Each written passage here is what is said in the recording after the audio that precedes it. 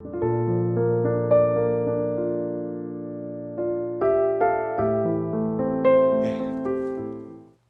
지난 시간에 우리는 이제 엘리바스와 욥의 논쟁 내용을 이렇게 살펴보았죠. 오늘은 욥과 욥의 또 다른 친구 빌닷의 논쟁 내용을 살펴보도록 하겠습니다. 이 빌닷의 이 권면은 8장에 이제 쭉 수록되어 있습니다. 엘리바스는 욥이 받고 있는 재앙을 죄의 결과로 단정하면서 이제 회개를 촉구했잖아요. 이에 대해서 욥은 엘리바스의 권면을 어이없어 하면서 자기의 의와 결백을 주장했습니다. 그리고 이제 하나님의 이 불공정한 섭리에 분노하면서 막 이제 원망의 기도를 쏟아냈죠. 욥이 이제 분개하는 가장 큰 이유는요, 하나님께서 죄 없는 자녀들을 데려가신 거예요. 이때 빌닷이 이제 분노하며 하나님 원망하는 욥을 저지하며 나섭니다. 2절 말씀 한번 볼까요? 8장 2절. 내가 어느 때까지 이런 말을 하겠으며 어느 때까지 내 입의 말이 거센 바람과 같겠는가. 그러면서 빌닷은 하나님의 공의를 변호하면서 욥의 자녀들이 죽은 것은 그들의 죄 때문이다라고 아주 참 무서운 말을 합니다. 3절 4절 볼까요? 하나님이 어찌 정의를 굳게 하시겠으며 전능하신 이가 어찌 공의를 굳게 하겠는가? 내 자녀들이 주께 죄를 지었으므로 주께서 그들을 그 죄에 버려두셨다라고 하잖아요. 이는 욥의 상처난 심령에 정말 염장을 지르는 극악한 악담이고 독설이죠. 근데 그의 이 악담은 여기서 끝나지 않아요. 그는 재앙 전에 욥이 누렸던 유복한 삶을요, 왕골과 왕골, 그러니까 파피루스예요, 이게. 에 비유하면서 악담을 이어가는데요. 아니, 파피루스는 늪이나 강가에서 자라는 수중 식물이에요. 근데 이게 일반 식물보다 빨리 자라고 빨리 죽는 특성을 보입니다. 욥기 8장 11절, 12절을 볼게요. 왕골, 이게 파피루스입니다. 왕골이 진벌 아닌 데서 크게 자라겠으며 갈대가 물 없는 데서 크게 자라겠느냐? 이런 것은 새순이 돋아 아직 뜯을 때가 되기 전에 다른 풀보다 일찍 마르느니라. 유대 전통에서 파피루스는요, 하나님을 의지하지 않고 세상을 의지하여 일찍 성공했다가 하나님의 심판을 받아 패망한 악인을 상징하는 겁니다. 빌닷은 재앙정 욥이 누렸던 유복한 삶을 하나님을 의지하지 않고 세상을 의지하여 이룬 악인의 성공으로 매도하고 있는 거죠. 13절 한번 보세요. 하나님을 잊어버린 자의 길은 다 이와 같이 이와 같고 저속한 자의 희망은 다 무너진다라고 얘기하잖아요. 그러니까 과거 욥이 이 재앙 전에 누렸던 그 모든 성공은 하나님을 잊어버리고 하나님을 의지하지 않고 이룬 아주 저급한 성공이었다라는 것이죠. 그러면서 빌닷은 욥이 세상을 의지한 죄를 회개하며 이제라도 순전한 마음으로 하나님을 의지하면 하나님의 복을 받아 평강의 삶을 살게 될 거다라는 희망적 메시지를 덧붙입니다. 그러면 이 빌닷이 욥에게 제시한 하나님의 복은 어떤 것일까요? 욥기 8장 7절 말씀 볼게요. 내 시작은 미약하였으나 내 나중은 심히 창대하리라. 이 구절은 많은 신자들이 애송하며 위로와 희망을 얻는 말씀이잖아요.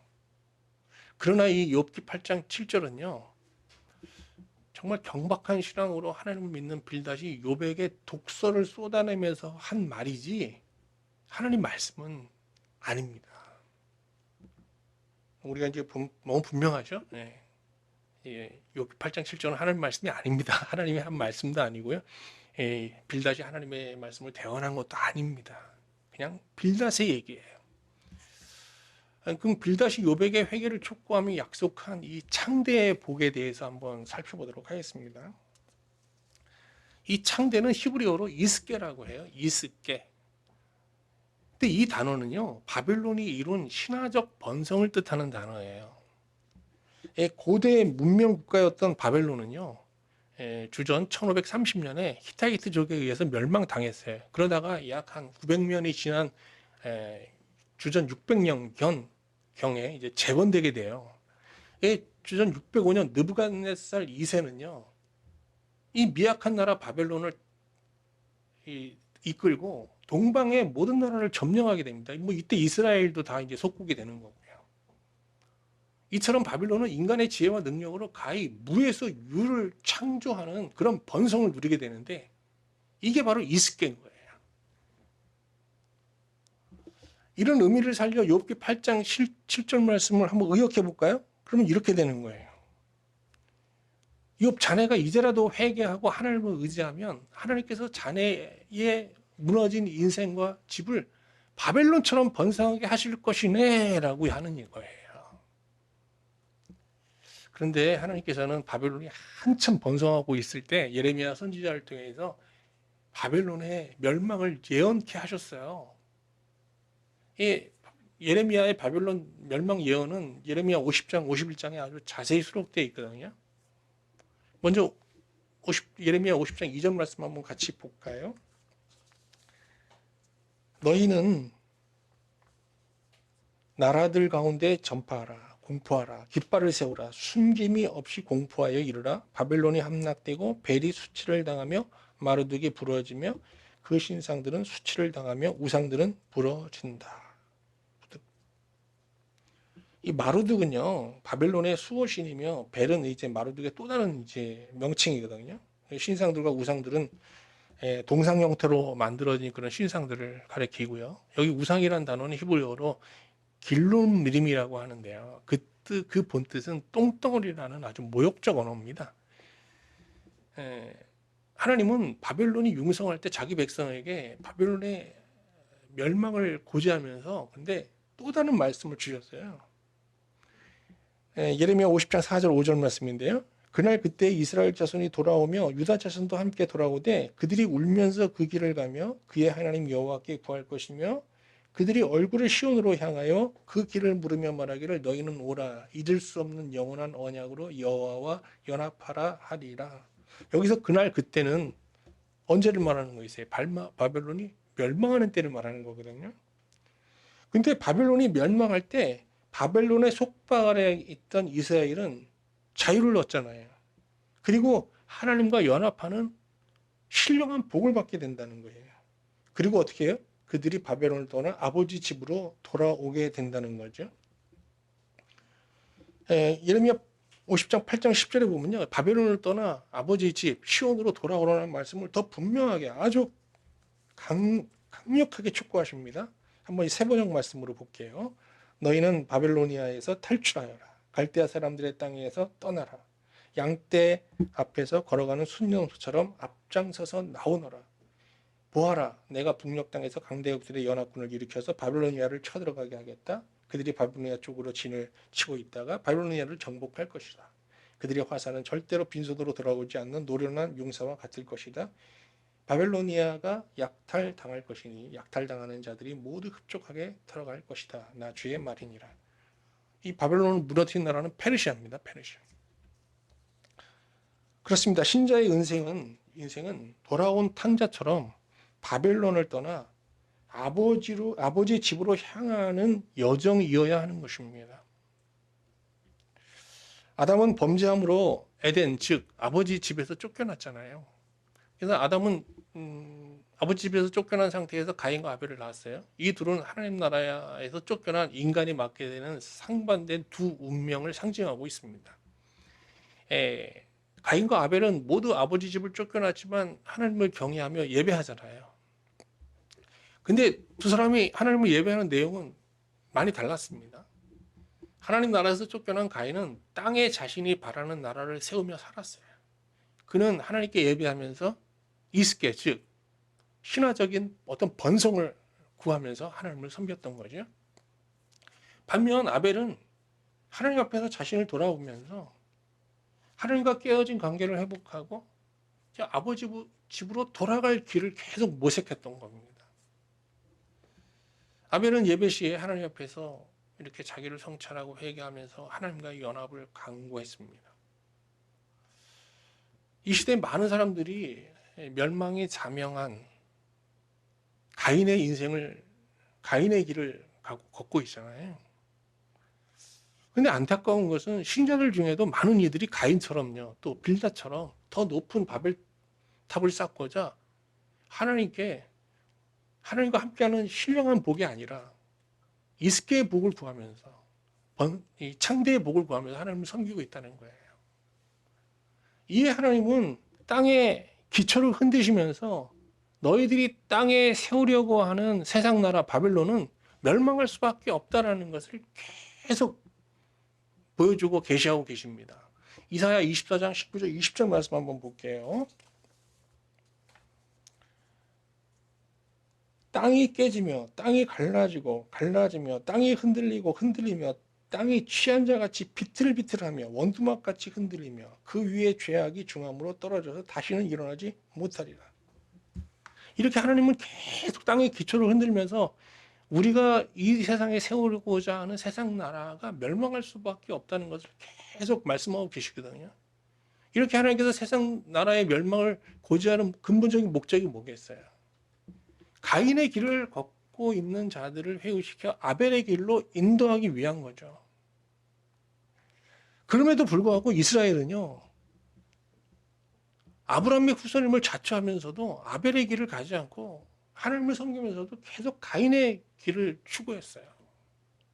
선지자들은 가인의 길 앞에 있는 위험을 경고하면서 이스라엘을 아벨의 길로 이제 인도하려고 했지만 뭐 그들이 듣지 않고 선지자를 뭐 나중에 뭐 죽이고 돌로 쳐 죽이기까지 하지 않습니까?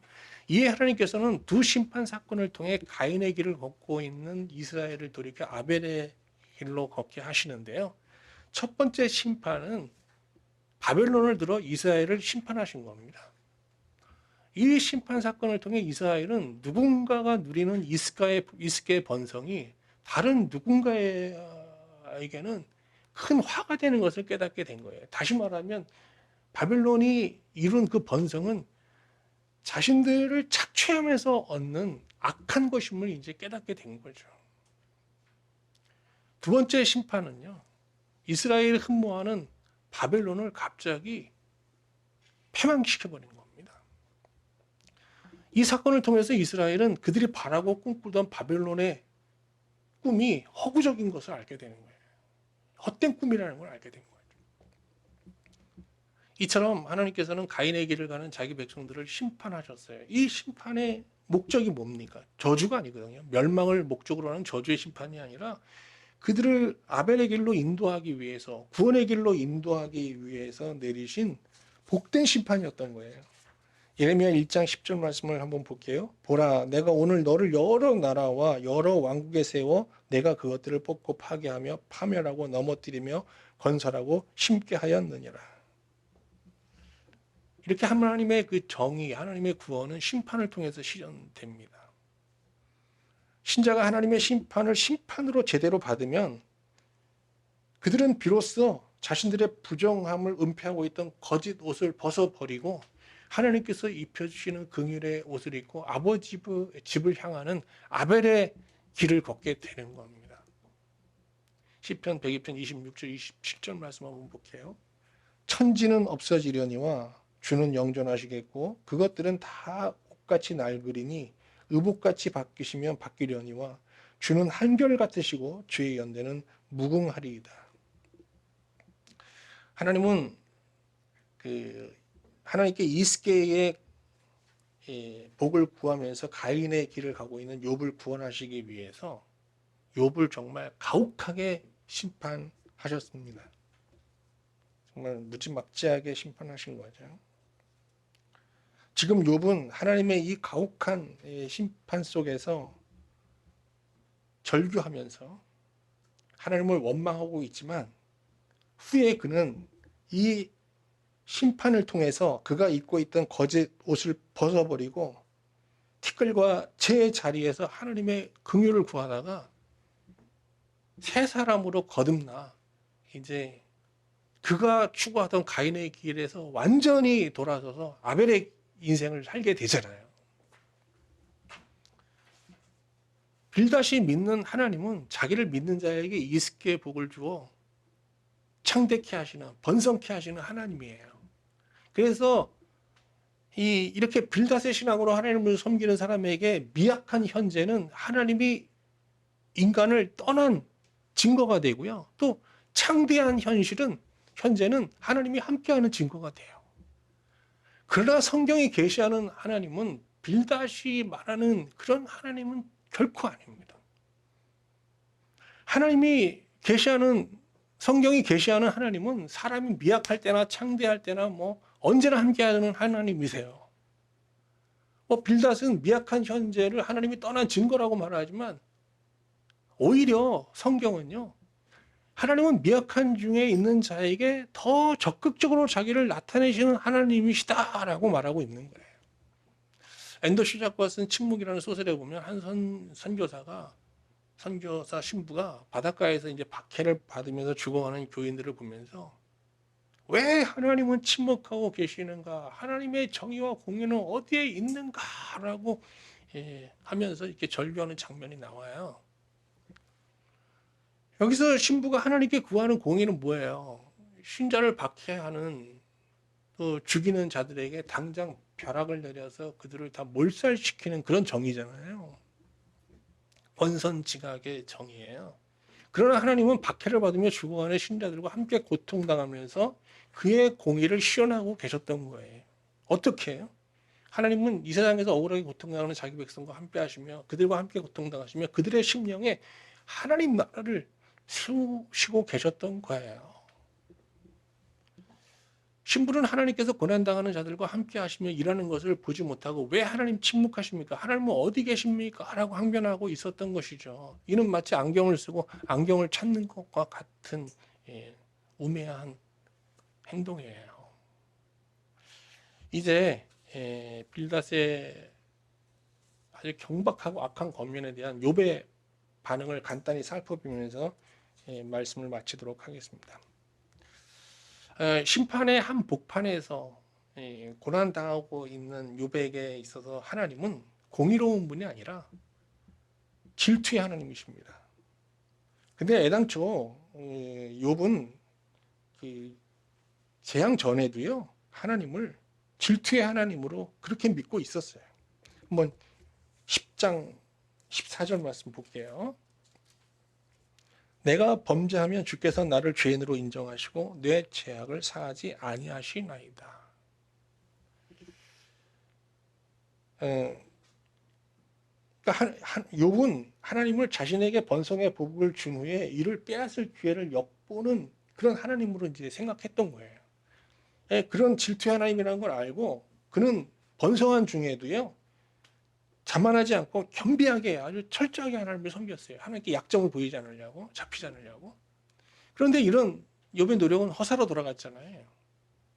이에 욥은 하나님은 지금 나도 지금 알지 못하는 죄를 자기 안에서 찾아내고는 지금 먹잇감을 보고 달려드는 사자처럼 자신을 맹렬히 공격하고 있다고 하면서 지금 하나님을 원망하고 있는 거예요.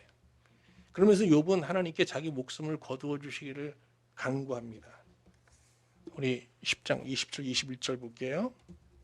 내 날은 적지 아니하니까 그런즉 그치시고 나를 버려두사 잠시나마 평안하게 하시되 내가 돌아오지 못할 땅 곧 어둡고 죽음의 그늘진 땅으로 가기 전에 그리하옵소서.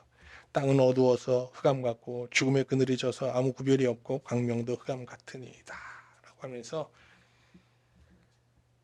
자기 이제 목숨을 거두어 달라고 기도하고 있는데요. 이는 이제 내가 더 이상 이 하나님을 맞추면서 하나님을 섬기는 신앙생활을 할 수 없다는 거예요. 영적인 어떤 이혼, 즉 결별선언을 하는 거예요. 하나님 이제 도대체 난 더 이상 이제 하나님을 모시면서 못 살겠습니다. 라는 신앙 포기 선언이죠. 여러분 교회의 존재 목적은 가인의 길을 경고하면서 신자로 아벨의 길을 갈 수 있도록 인도하는 데 있습니다. 그런데 이 시대에 성도들은 이 시대의 교회들 중에서는요 성도들을 가인의 길로 인도하는 그런 교회가 적지 않습니다. 제가 목회할 때 저는 이제 일부 성도들로부터 먹고 사는 문제가 시급한데 목사님은 참 한가한 말씀을 전하시는 것 같다는 그런 약간 좀 비난을 종종 받았습니다. 그러니까 무슨 말이죠 이게? 가인의 길을 가고 있지만 나름 하나님을 열심히 섬기는 우리를 왜 정죄하느냐는 일종의 항변이잖아요.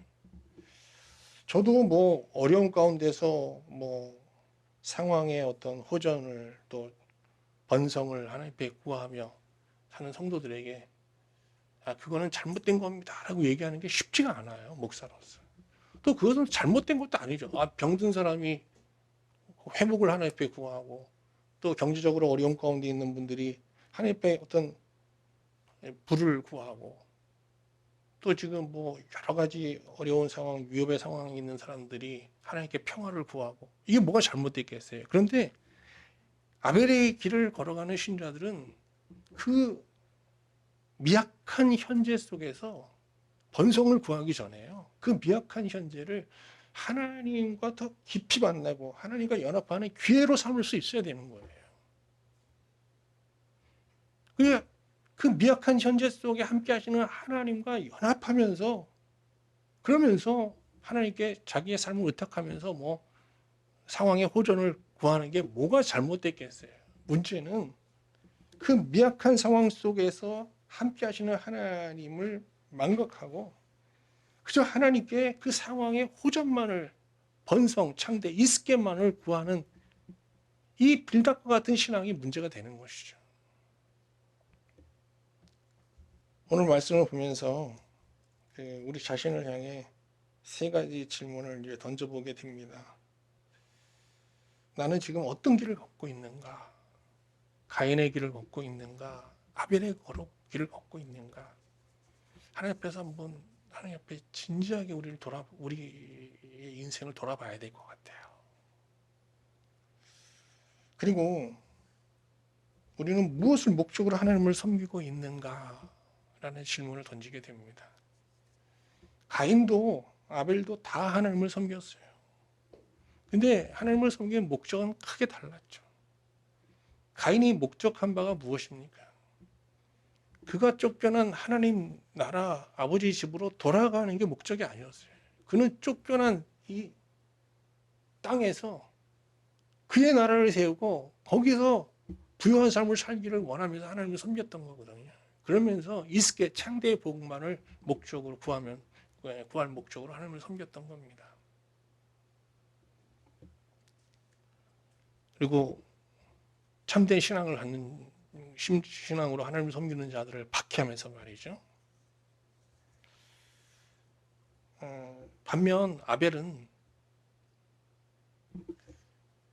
하나님 앞에서 자기를 돌아보면서 하나님과의 관계가 어디서부터 잘못됐는지 하나하나 돌아보면서 자기의 어떤 부정함을 회개하면서 하나님과 다시금 관계를 회복하여 이제 아버지 집에 돌아갈 길을 모색하면서 하나님께 진정 구원의 길을 물으면서 하나님을 섬겼던 거죠. 마지막으로 우리가 이제 오늘 말씀을 보면서 묻게 되는 것은 우리의 궁극적 소망은 무엇인가 하는 것입니다. 이 관계라는 것은 이렇게 상위적 관계가 있고 이렇게 하위적 관계가 있잖아요. 모든 관계를 보면요, 이게 관계가 쭉 해서 최상위에 있는 그 관계가 있어요. 그걸 궁극적 관계라고 하잖아요. 나머지는 다 부수적 관계고요. 그래서 이 관계에 충돌이 있을 때 우리는 결국은 부수적 관계는 그런 관계는 버리고 궁극적 관계를 마지막에 취하게 되는 겁니다. 그 궁극적 관계를 소망이라고 하는 거예요. 소망.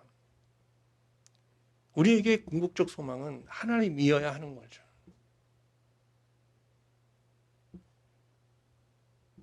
하나님과의 관계를 위해서 모든 관계를 희생할 각오가 있어야 되고 하나님과의 관계에 의해서 모든 관계를 다 해석할 수 있어야 되고 그리고 하나님과의 궁극적 관계에 의해서 정렬된 부수적 관계를 우리가 맺으면서 살아야 되는 겁니다.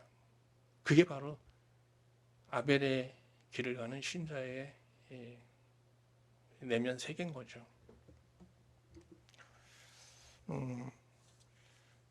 오늘 여러분 이 말씀 개인적으로 이렇게 묵상하시면서 여러분 우리 마음속에 욥기 8장 7절 하나님의 말씀으로 믿으면서 이렇게 하나님을 섬겼던 이런 이스겔을 구하는 경박한 신앙을 여러분 완전히 내려놓고 정말 이렇게 아벨의 신앙으로 하나님을 섬기는